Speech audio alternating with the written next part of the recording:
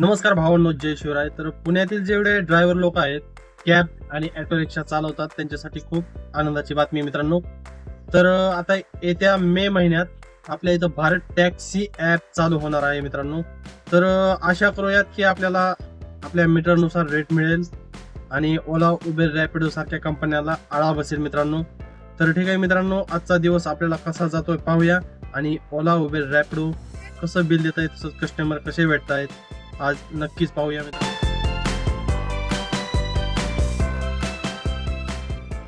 पहिली बुकिंग आणली मित्रांनो, कस्टमरला दाखवले 213 का 14 रुपये आणि मीटरने आणली तर 258 रुपये झालेत मित्रांनो. तर आपण पहिली बुकिंग कंप्लीट केलेली आहे. तर कस्टमरला कॉल केला अगोदरच की मीटर प्रमाणे होईल, तर तरी म्हटले ठीक आहे. एक छोटी मशीन आहे म्हटले, ते घेऊन जायची फक्त. म्हटलं ठीक आहे, तो पुनावळीला आणली मित्रांनो. आपण आलेलो फेस्टोला 170 रुपयाची बुकिंग घेऊन आलतो आपण पुनावळीहून. तर इथून बुकिंग वाजणं खूप अवघड आहे, कारण की इकडं आता फक्त येणारे लोक आहेत कंपनीत, जाताना आता बुकिंग वाजणं शक्य नाहीये. आपण आहोत बालेवाडीमध्ये आणि पाहू शकता तुम्ही इथं पावसाचं आगमन झालेलं आहे.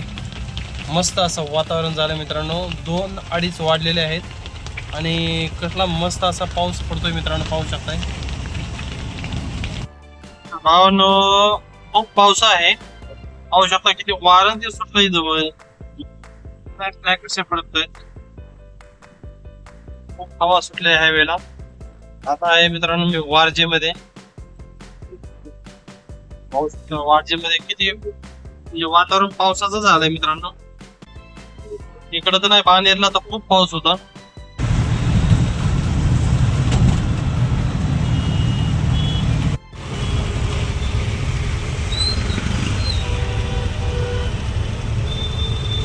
तर भावांनो, पाहिलं ना तुम्ही कसा पाऊस होता.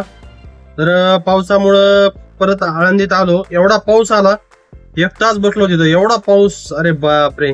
दिवसभर कटलं ऊन होतं आणि 3च्या नंतर कटला पाऊस चालू झाला पुण्यात. डेंजर पाऊस होता.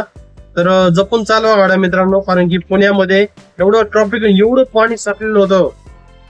खूप रस्ते ते खोदलेले तसेच होते आणि अचानक पाऊस आल्यामुळं पाणी जायला कुठं जागाच नव्हती. कॅम्प मध्ये बघितलं असेल तुम्ही. पण परत अलीकडं आपल्या स्टेशनच्या अलीकडल्या साईडला येरवड्याला येताना त्या रोडला सुद्धा खूप ट्रॅफिक होतं.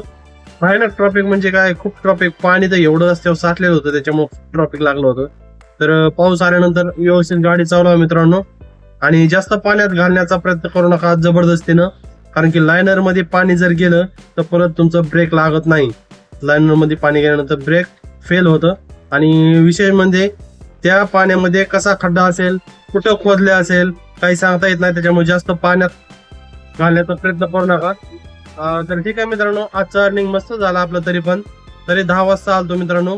तरी आपलं एक भाडं होतं, त्याच्यामुळे आपलं अर्निंग थोडं बरं झालं. नाहीतर पाऊस आल्यानंतर तर परत आपलं अर्निंग 5 वाजले यायला, पण परत काही कामावर नाही आलो मित्रांनो. डायरेक्ट मुशीला आलो आणि मुशीला एक बुकिंग घेऊन आलो फक्त लोकलची. 100 रुपयाची परत काय मारलं नाही.